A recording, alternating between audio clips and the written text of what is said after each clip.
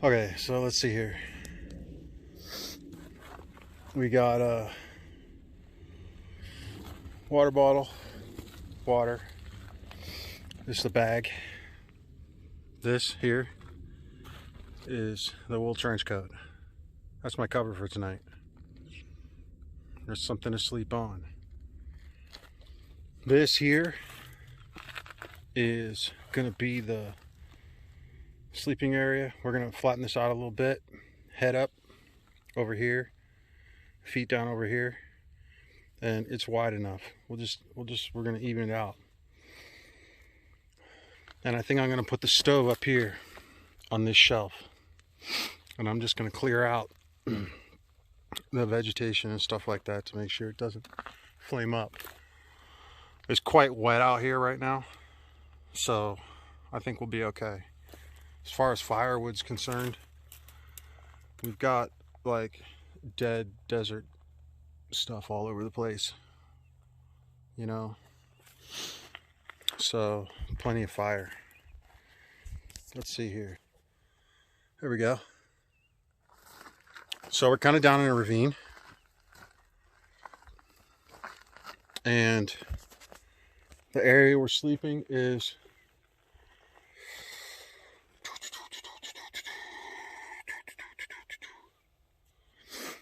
about 5 feet up from a washout. So if it starts raining tonight, I'll just pull up, go up a little bit higher, and suffer. But I think we're okay. I think we're all right. All right, man. So I tasted the wind a little bit, and it's coming from up there, coming down this way. So what I want to do is I'm going to put the cover towards the back there, so the wind coming down will hit here. There's a ravine here, and there's a hillside in front of us. Now here's the interesting thing. This is really important to note. It's a good point for ridge lines. Is if your wind changes direction, or you get rain, the rain changes direction, dude, you can very easily pull the end stakes on your corners and flip your top the other direction. It takes like 2 minutes. So as long as your ridge line is good, you can flip this the other way quickly. So it's versatile. All right, so what I'm going to do is send it up there. I got to dig out some stakes. And GPS. I don't carry that because I need it. I carry that if I'm out here and for some reason I'm not going back home, like, you know, just you name it, and I'm going to be out in the wilderness for a long period of time, I'm going to take this. I got extra batteries. You just turn it on when you need it. Lasts a long time. A couple pairs of batteries, you can make them last a year if you only turn your GPS on when you need it. So that's got US maps in it too. So pretty much, I mean, they're not the most perfect maps in the world. They're not going to give you topography down to 2 feet, but it's got maps. All right, we're not messing around. Titanium 10 stakes, dude, with a loop, right? And these came with a crappy knot, a square knot on here, but I adjusted it to that barrel knot, double overhand knot, blood knot, whatever you want to call it. Barrel knot. I call it barrel knot.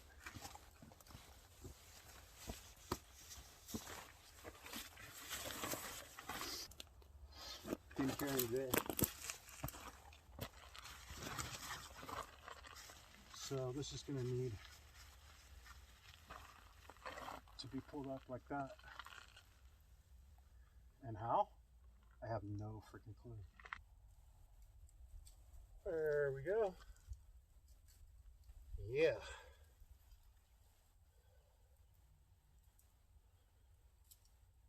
Going just above the Y in the branch. And this is going to rebound a little bit.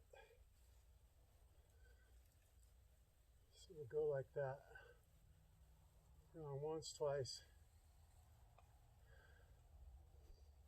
Half inch. Alright, this is not rocket science, man. If you're tying a knot like this above your head, go around twice, put 2 half inches, call it a day, man.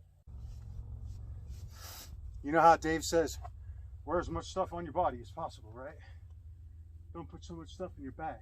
Well, the thing is, you better have a good belt or a pair of suspenders or load-bearing equipment, because put a bunch of stuff in your body, you're freaking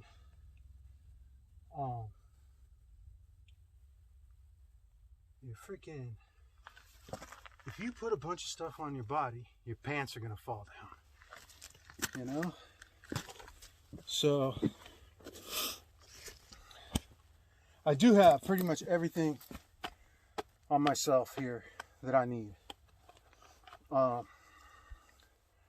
Real quick,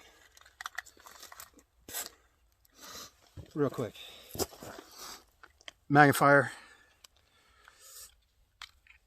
Tonto, sharpening stone, right? Okay, what do we got? Bush knife, right? All right, my son and I made this, forged it, built the forge, did everything. We used a 20-pound sledgehammer to get it flat. And then back here, multi-tool, Wave Plus. And I'll tell you what, I didn't carry a multi-tool till about 2 years ago. But let me tell you something, man. I carry it, I use it all the time, dude. I use it all. All right. This is all fire starting stuff. All right. It's about pencil lead thickness and breaks really easy, super fragile.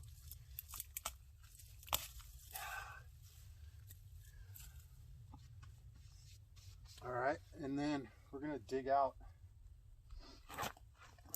the ground a little bit. Find the right rock. We'll dig out the ground here. Nice thing about the Southern Mountains is plenty of rocks, man. Like on a better day, we could build a rock hut. Get yourself a rock, hand size scraper, and then just start up high here.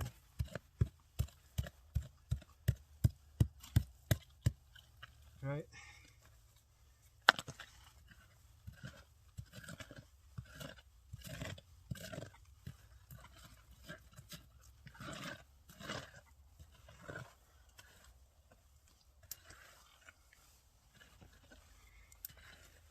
And I think that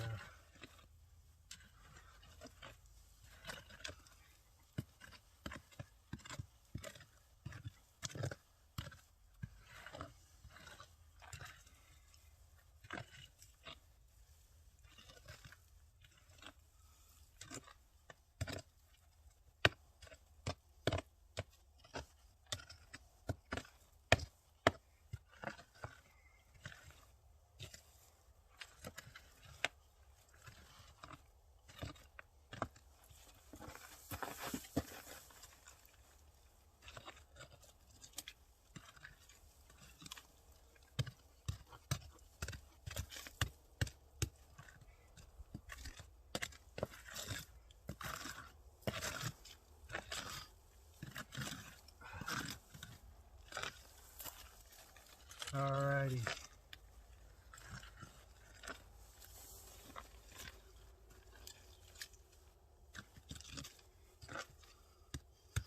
There's kind of a high spot here that's kind of bugging me, but I'm not really sure how to deal with it. It's pretty hard.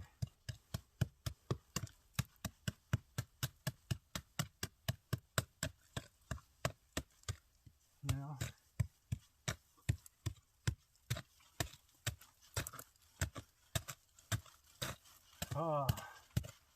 Elbow grease.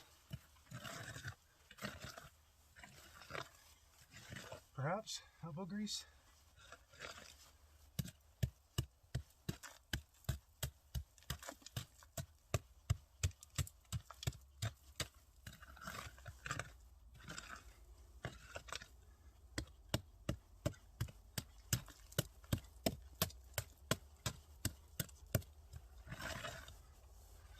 All right.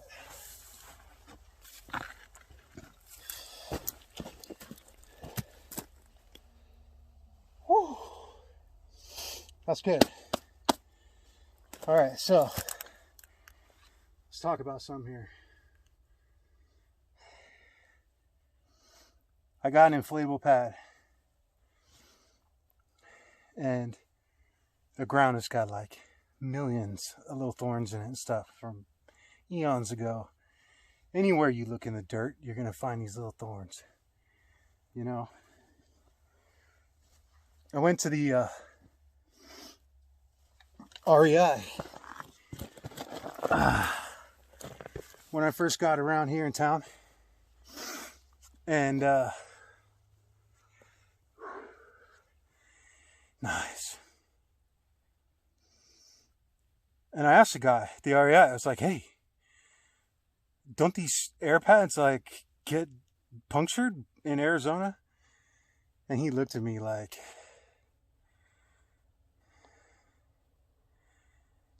he was thinking what he was going to tell me.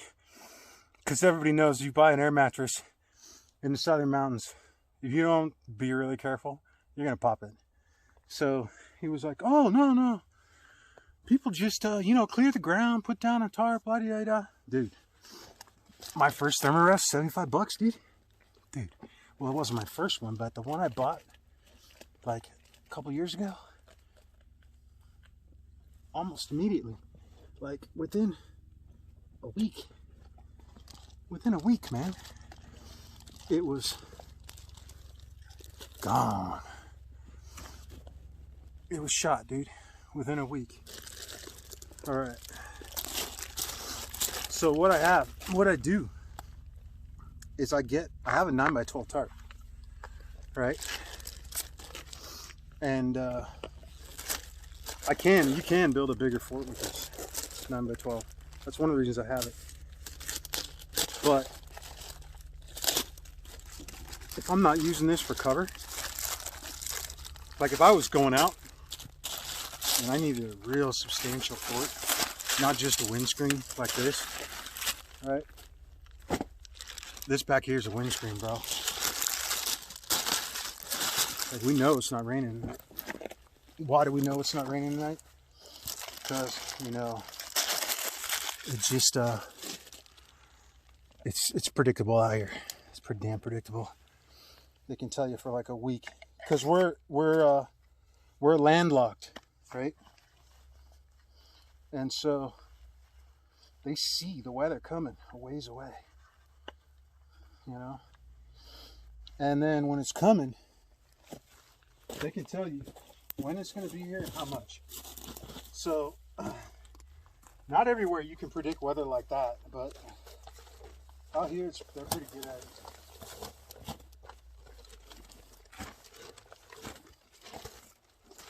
All right, that's the long way.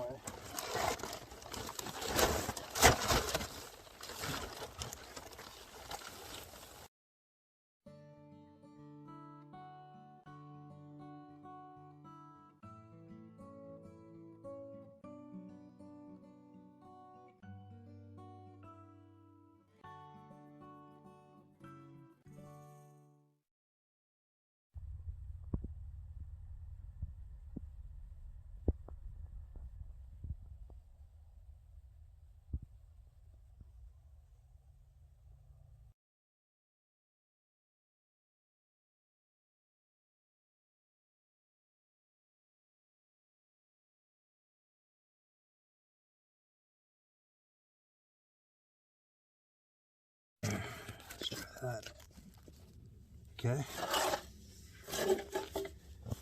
All right,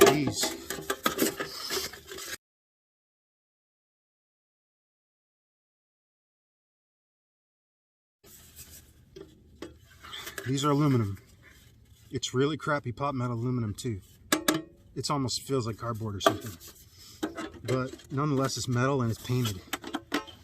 So, dude, for like, you know, $3 smokestack, $3 chimney option, this is pretty good. No, it's not too long. It's short. Everything's minimal with this stove, dude. One, I never put a lot of time into it initially. I just figure out what the bare minimum is gonna be, and then I do that, and then I go test it. That's what this is. This is test day for the stove. Okay, so it's really important. You put a lot of energy into something, and then you find out later that it's like freaking not gonna work. So, all right. Now, the neat thing about the stove is there's a whole bunch of stuff coming in with it, right? Cordage, right? Ethanol, denatured.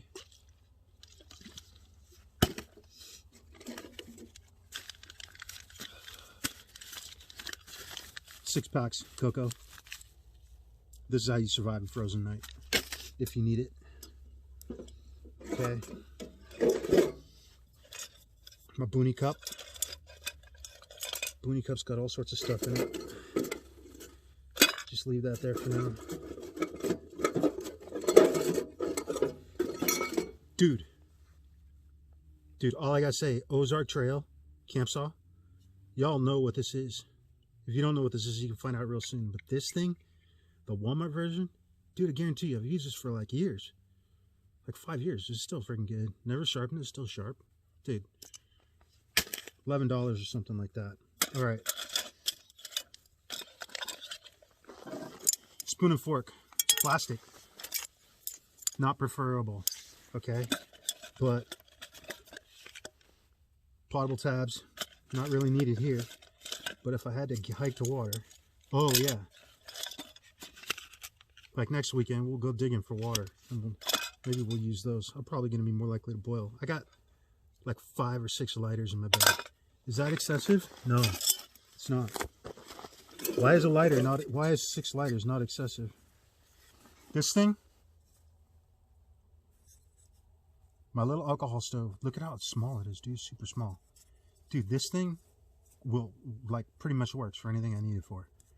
I haven't had a problem with it. Just works. Okay. Maybe if you go up to like 7,000 feet and it's like -10, it won't work. But for most things, it works. My folding stove base, right? You can use this for all sorts of things. You can build a little fire in it, but it's basically good for boiling water, cooking soup. You can barbecue stuff. This goes with the stove base. This is the liner. It's just tin can. But it's a liner for the inside of the stove, so when the heat rises, it's not going to burn out the top of the stove so quick. It will burn it out, but not quick. Stove is not designed to be lasting forever. It's an emergency winter gig. Okay, so this is how it works. It's got a flip lid.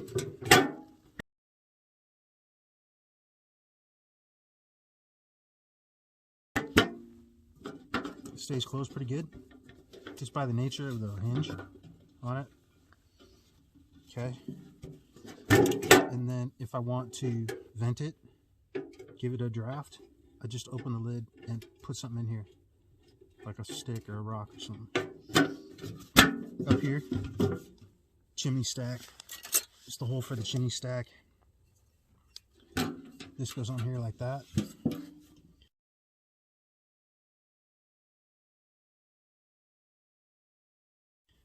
Okay, now check this out. You see how the hole is smaller than this?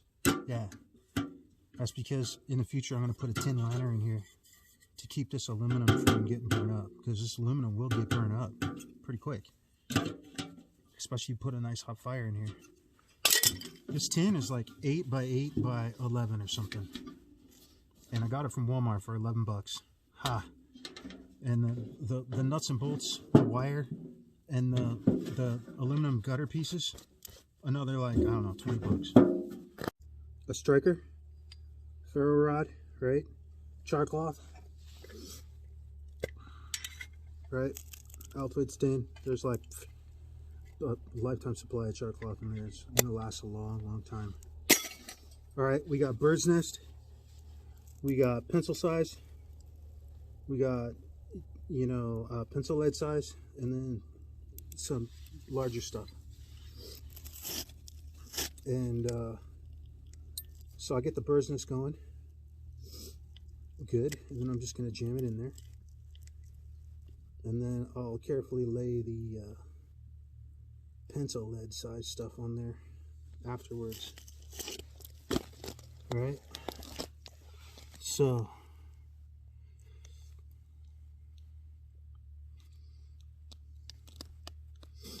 let's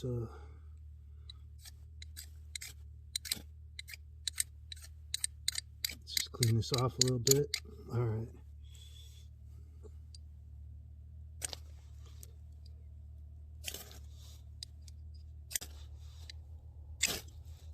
Here we go. We got it.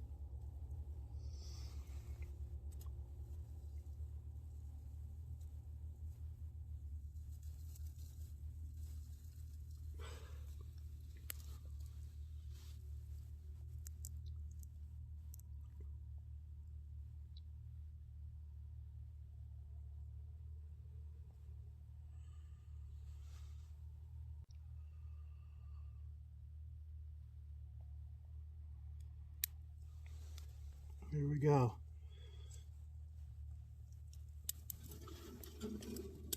Nicely done there.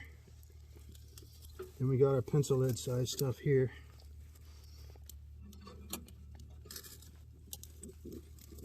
And we're just going to jam it in there on the left and the right and the center. I'm just making this up as I go. Like, that's the story of my life, you know?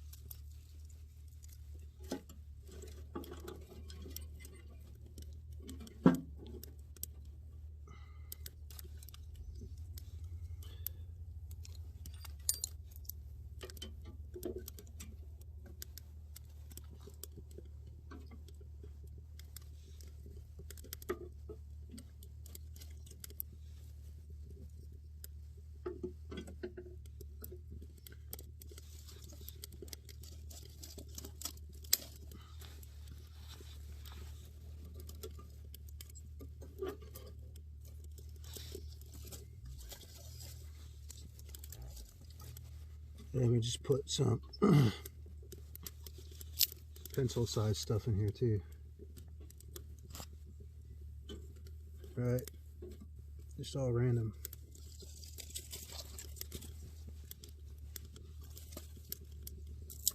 And it's gonna start getting hot in there. I can feel the heat. Pretty decent.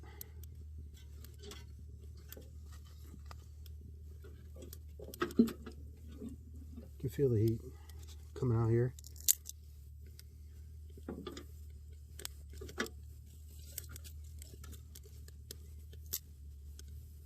So this is called the initial burnout, and basically you're burning out all the paint and plasticizers and toxins and crap like that.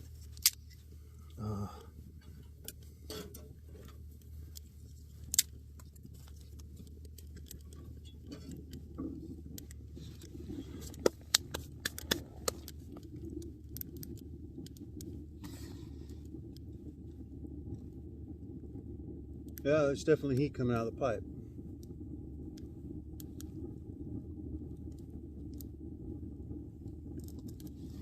Definitely.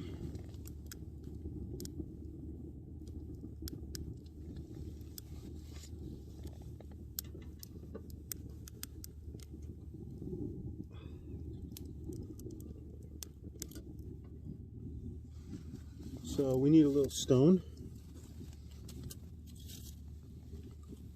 right? Maybe like this. This is better.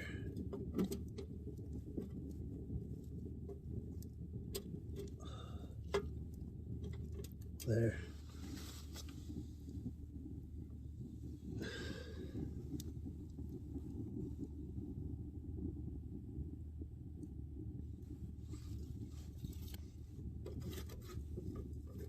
Paint.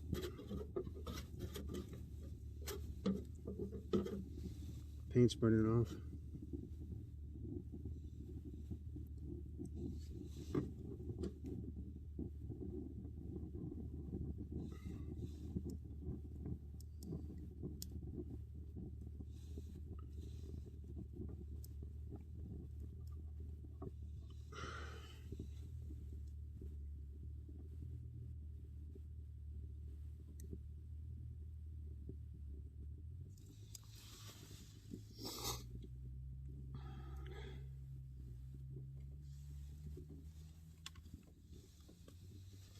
Sucker's hot, bro. Sucker's definitely hot.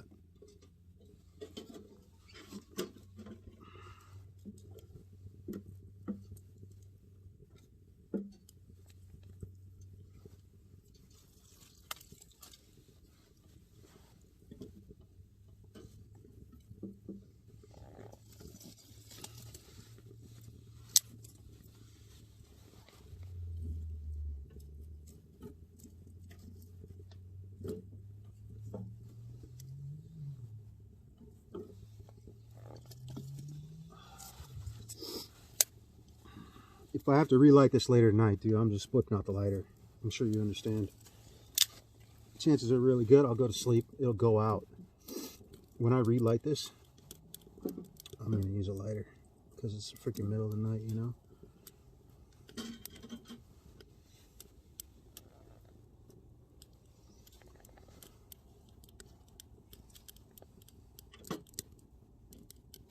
Okay. So that's closed up. It's got a little bit of a draft, right? A couple inches. But that just makes sure that the smoke is going to go out the top, you know, and not somewhere else. I'm really kind of curious.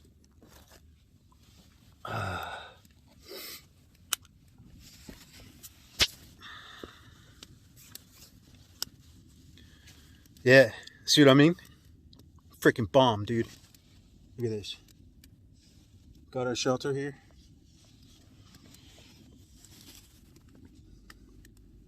Got a fire. Got a huge pile of firewood. And yeah, it's hot. It's just smoking out right now. So let's go check it. Let's go see what it looks like from outside. Oh shoot, check that out. Blazing, bro. Blazing. That's definitely a problem. Interesting, dude. Wild. It's hot in there, right? It's hot in there. Don't breathe that crap.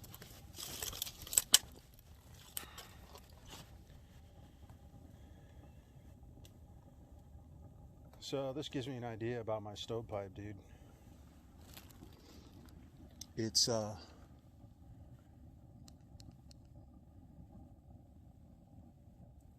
gonna frickin' have problems. It's gonna have some problems, I think. I think it's gonna end up melting right off of there. Anyway.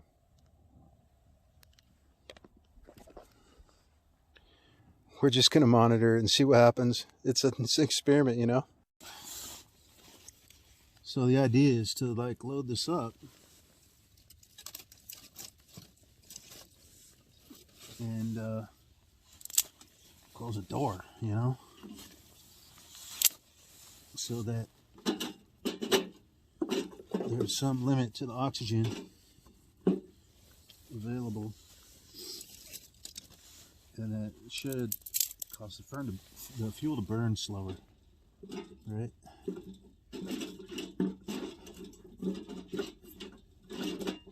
So then the other question is,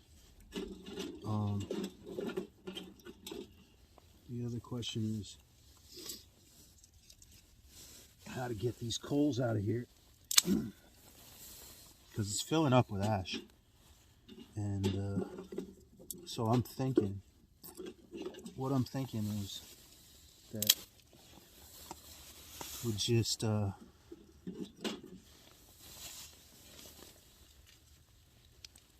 make a little lever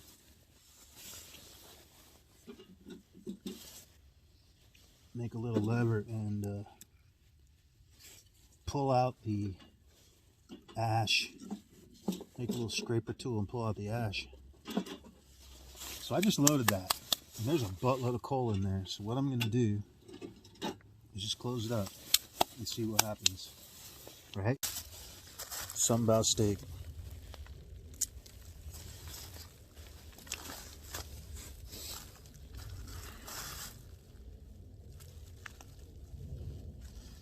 I don't know about you guys, but I like the fat. Keeps you warm at night, bro. You know, we've been eating the fat for a long time, and so I like that.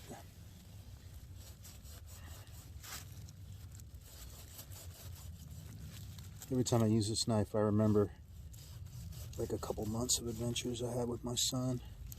We had lifetime adventures, but I remember the time where we built the forge, and man, we used old-fashioned techniques, man. We made our own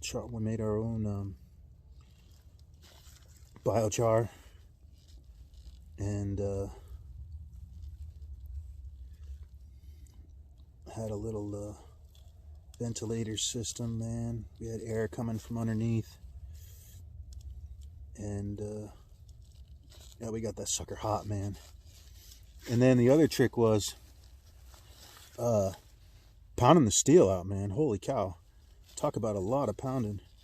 We used a big heavy hammer, and he held one end and I held the other. It was a good teamwork thing, man. And now we got this knife, man. A real freaking bush knife, you know?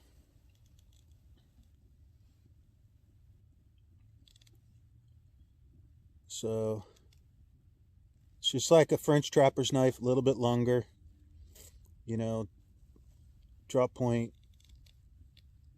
or spear tip, right? Spear tip, see that? So good kitchen knife, good camp knife, you know. It's an okay fighting knife, you know, defensive tool. Good all-around knife, you know. You can chop with this, man. You can do a lot of stuff with this, dude. Okay, so we're going to put this baby on the fire. Ready? That's going to cook, bro. That's definitely going to cook. Just keep putting some wood in there.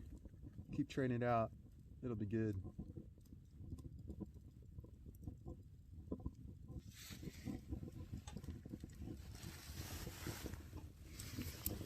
Yeah, it's hot there, dude. It's easily hot there. Easily.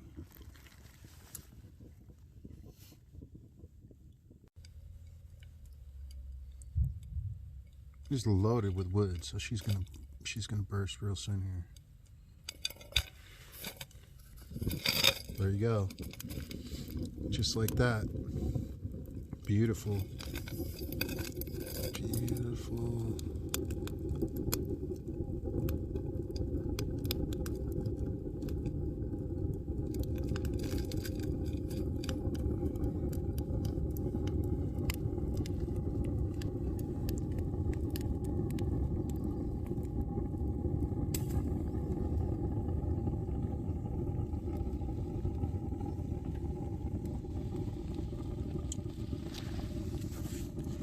rocket stove. It's jamming. It's definitely jamming.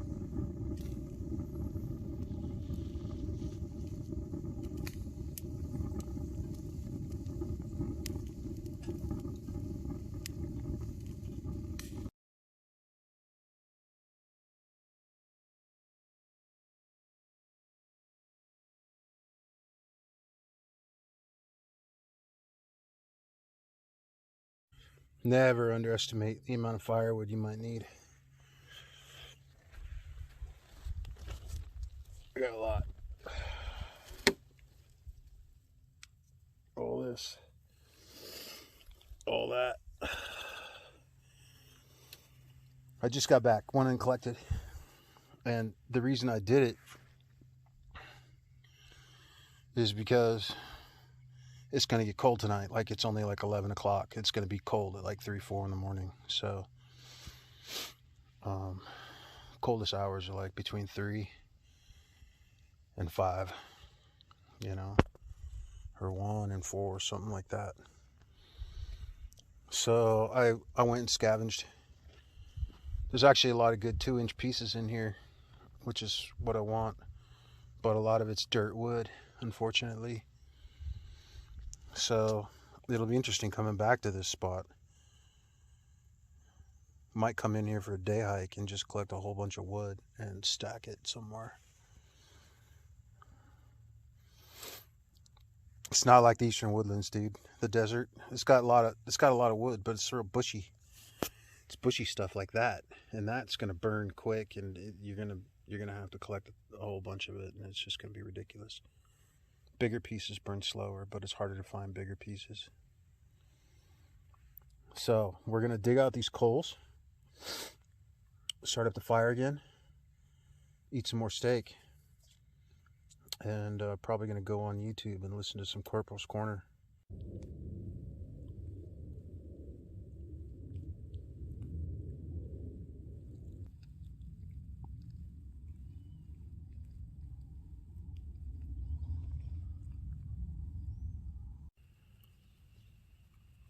The lean-to is not optimal for capturing heat from a small stove.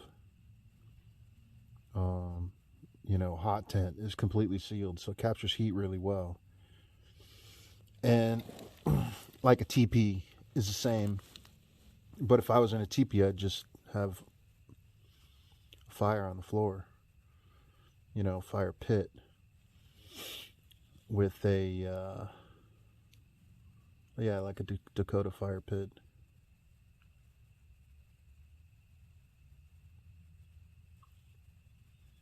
So I'll probably drop the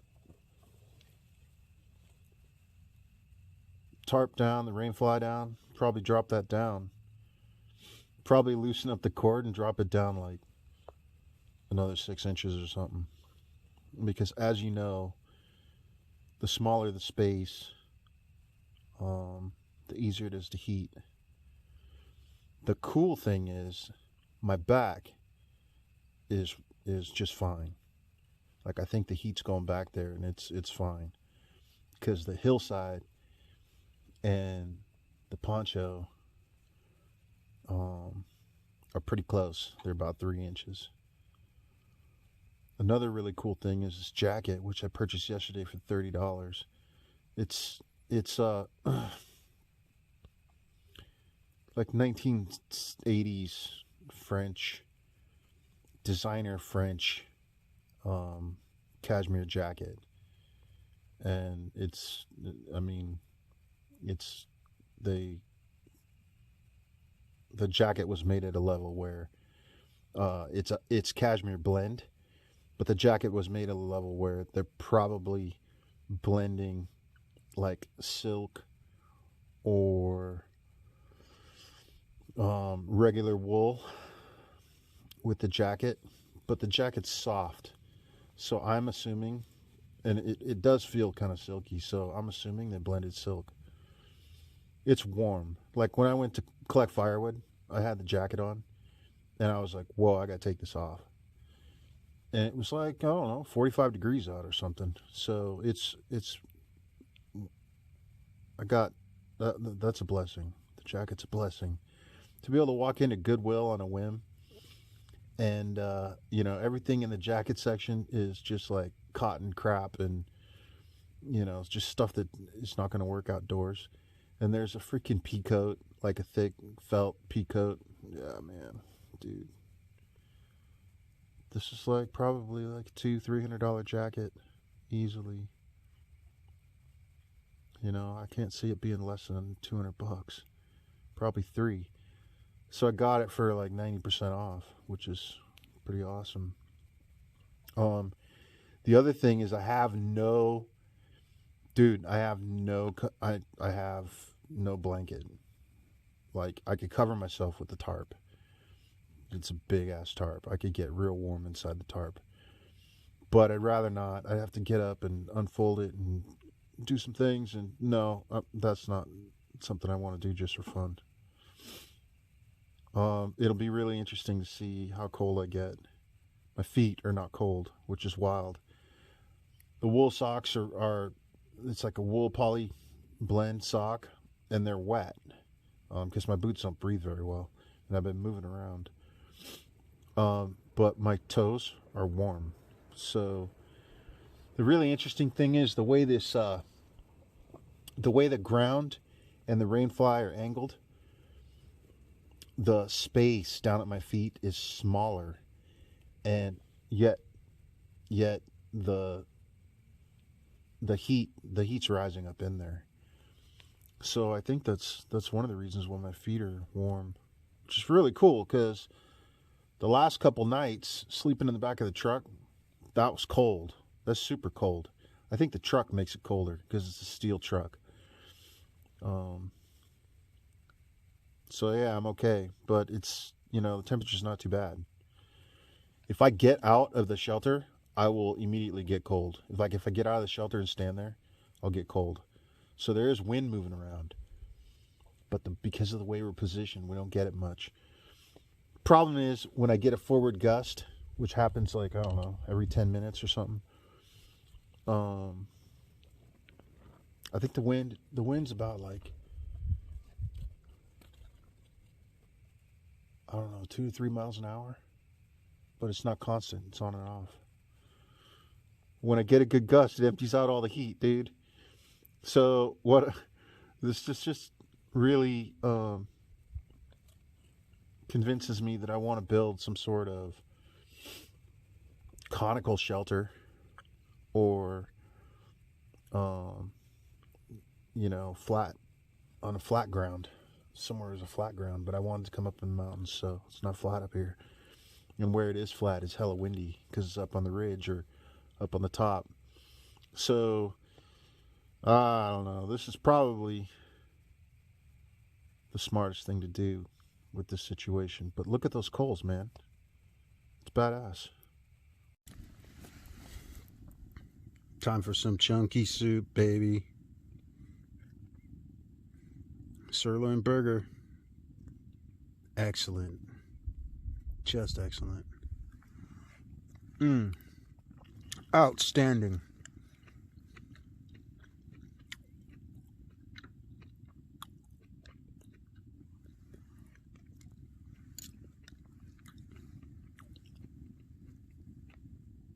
You know, one thing I got to say about all these guys is not only are they exercising leadership, but they're using their life skills to reach out to the community. They're bringing leadership and life skills into the community, and most of the guys on the list are former military, special forces, or some sort of, you know, leadership. So that's, you know, they're going out and they're doing wartime activities and all that kind of stuff, and then they retire, they come home, and they say, well, what am I going to do? And they're like, oh, I'm going to teach all my skills to people, you know. And so yeah, you know, that's like, if you do a survey of like special forces, retired special forces, there's a lot of them who outreach to the community about all sorts of stuff. You know, about common sense and about self-defense and about, you know, outdoor activities and all sorts of stuff. You know, war stories and lessons learned. And dude, these guys are coming back and they're pouring their heart out. That's an officer and a gentleman right there, dude. Special forces guys coming back after dealing with what they dealt with, coming back, and they just ready to pour their heart out. That's freaking amazing, dude. You know, a lot of these guys have families too, and so, you know, shout out to their families, because that's, you know, it's unity. You know, these guys are getting supported by their families, you know, and they take their kids out and teach their kids this stuff. Same thing here, man. My son is 19, and we pretty much spent our entire lives together, except for the last couple of years, because of this pandemic. He's taking care of his grandparents in another state. But my son is 19, and dude, this is the number one, 2 tips for parenting, man. 2 tips that will freaking get you through. All right, you want to keep a short list? Number 1, have confidence in your parenting. All right, if you're not confident in your parenting, get your training, do your learning, you know, whatever you need to do, but gain confidence. You're gonna make mistakes, yeah, but dude, have confidence. It's very important. That strength, that courage to be a parent pours over into your child. Like, their brain gets written with that. So when they're going to be a parent, they have confidence too. And yeah, the grandchildren, bro. It's all about the grands. But I raised him by my side. Like, every project I had, he helped out with. And, you know, what happens is when you do projects with your kids, you end up having important conversations. Maybe during the project, but maybe at some other time. And the reason you have those conversations is because the kid trusts you. Because you poured out to them and you showed them how to, you know, taught them some skills and stuff like that. He knows you're investing. The kid knows you're investing. You know, boy or girl, son or daughter. And that engagement in activity and action and conversation and minds and effort, you know, teamwork. Oh man, that's how you raise a kid. That's how you raise your child. You keep them by your side. You know, it's like for this in the 70s and 80s, it probably was born out of the 60s, but in the 70s and 80s, there was like this mentality, and I think that's why we're suffering now. There was this mentality that, like, you know, a kid's gonna leave, you know, go out and spend the day away from the house, and the parents are gonna do their thing, and we have such a safe society. Well, you know, during the 70s and 80s, things were pretty copacetic. That, like, you know, parents just were more laissez-faire and weak-minded about parenting. I don't know. You can see it. A lot of the parents or the kids that I was growing up with were just kind of like not in touch, and those kids ended up being weird too. So anyway, I'm just talking straight. So, tip number 1, have confidence. Tip number 2, yeah, always keep your child by your side. You know, I mean, I'm not saying that 100% of the time, but, you know, you fight for time with your kids, and you do activities, and you do learning, and, you know, talk about stuff, and we just got a huge gust of wind there.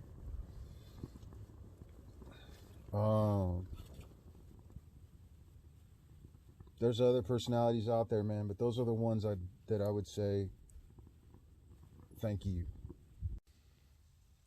Yo.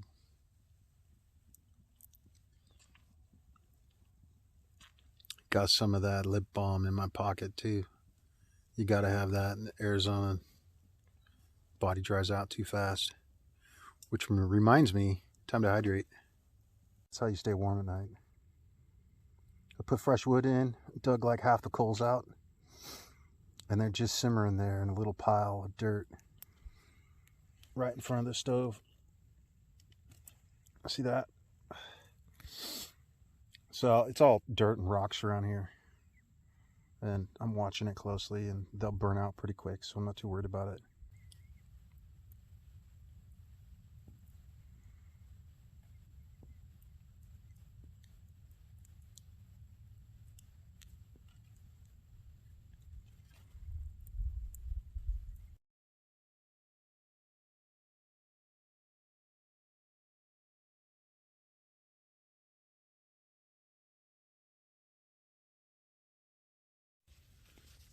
So check this out. Inside the hat,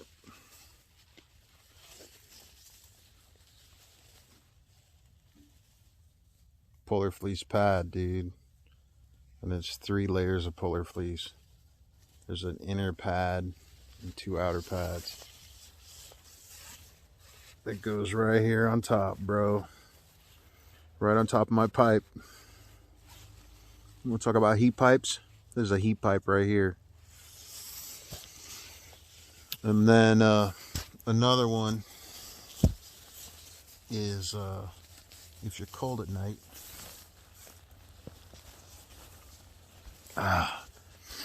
If you're cold at night, but you can reach the fire, you put your hand down by the fire, dude. You know? And it'll get warm, dude, real quick. You just put it down there and just kind of just warm it. And the cool thing is, it's a heat pipe too, because it returns the blood back to your body. So you get your hand warm, just to the point where it's almost uncomfortable. You know, you don't want to cook yourself. Get your hand warm, and it's going to warm up the rest of you too. Just leave it there for like 10 minutes, and you'll notice.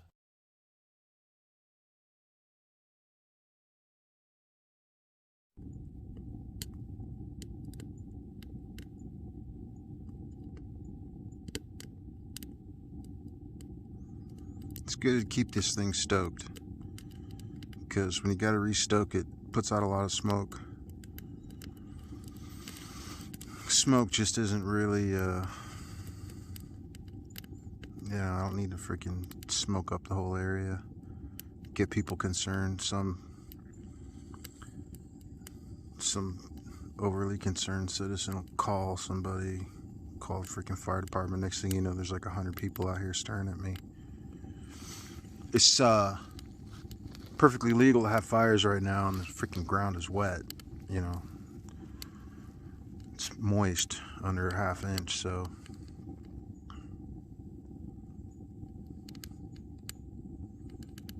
I like the sound of this stove though. It's got a good sound to it. Just kind of roars.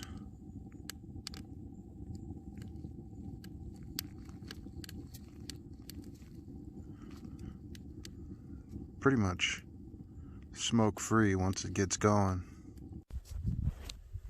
This right here,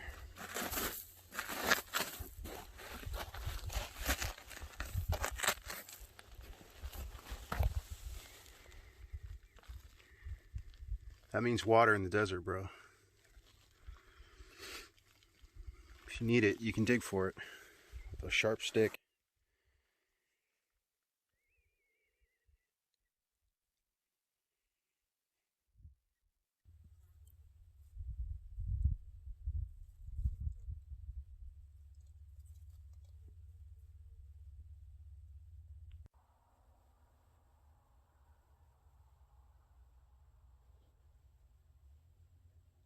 I just realized this looks like Christmas.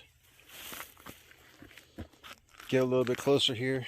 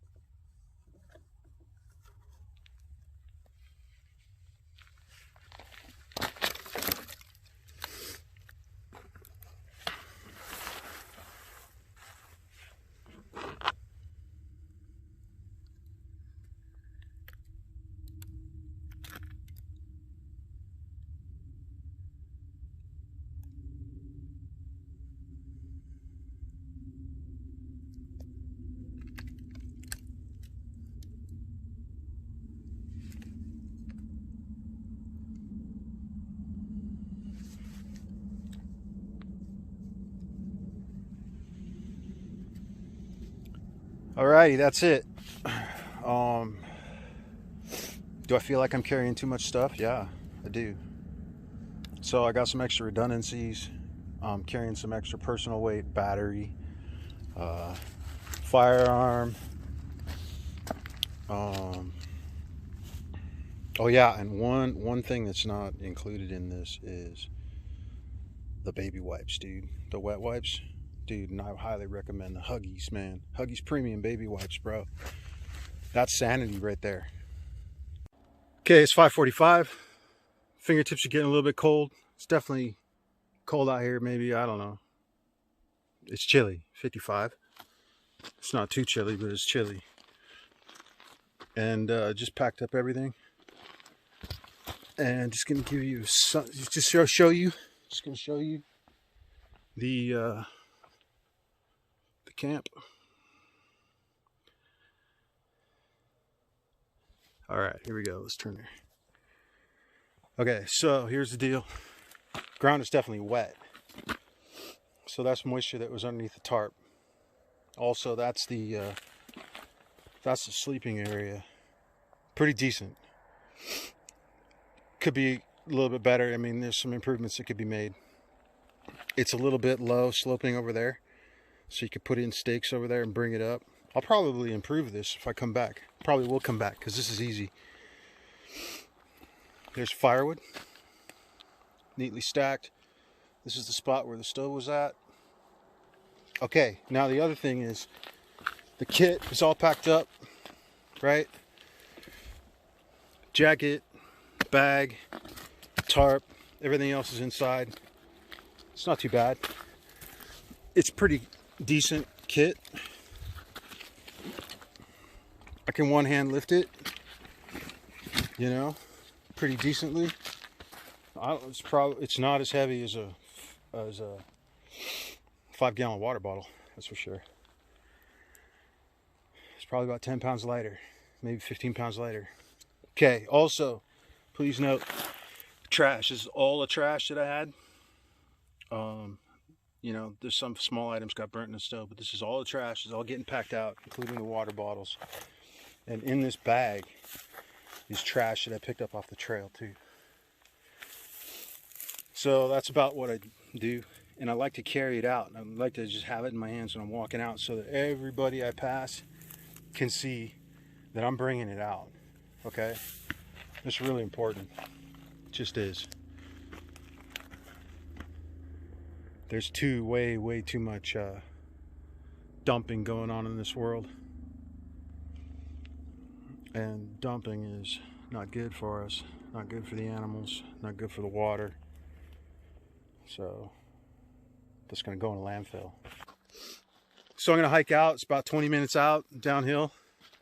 And always say a prayer that my truck's going to be in good shape, dude. I'm telling you, man, in the United States these days, it's really difficult to leave your truck behind and go in the wilderness, man. I had my window broken twice this year, dude. Had expensive stuff stolen too. So, you know, you can't trust your vehicle to be secure ever. And so, you know, most of my valuable, you know, possessions and stuff are with me here. But this is it, twilight, sunset. All right, let's go check it out.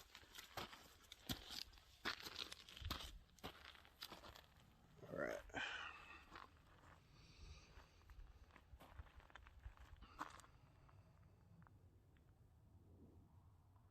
There's a highway, man. You know what I'm saying?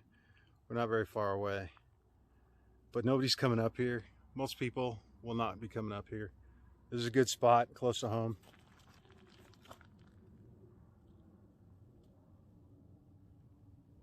Right on. So that's what life's all about, man. And